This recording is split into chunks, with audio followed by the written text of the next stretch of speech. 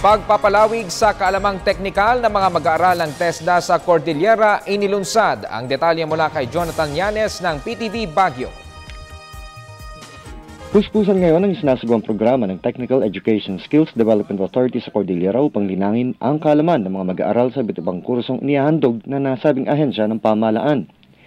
Sa pamamagitan ng simultaneous regional skills competition na isinasagawa sa 6 na lalawigan at 2 lungsod ng rehiyon, malalaman ng nasabing ahensya kung papaanong papag-ibayuhin pa ang kanilang programa na magbibigay daan sa pagiging globally competitive ng mga magtatapos sa TESDA.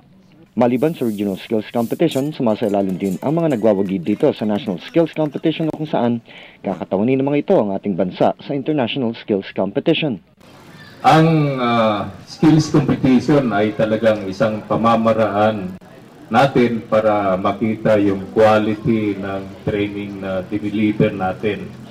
So, we're doing that basically every other year yung national, then every other year din yung ating participation sa ASEAN.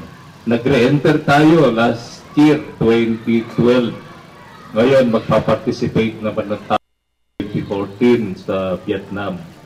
Ang ginagawa natin to compare notes with the ASEAN regions kung saan na tayo. Kaya kailangan nating mag-move forward, pati curriculum natin, i-revisit natin to be competitive. Ipinaliwanag naman ni Genaro Ibay, OIC Regional Director ng TESDA Cordillera, na layunin ng Regional Skills Competition na maipakita ang angking kaalaman ng mga skilled students mula dito at upang madetermina kung nasa saang level na ang mga ito. Kadalasan kasi, we tend to believe that we are the best.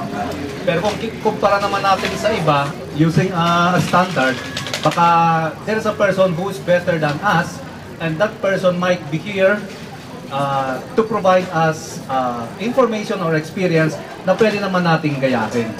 Ito pong competition na to is not really a competition against another person, but largely a competition against oneself.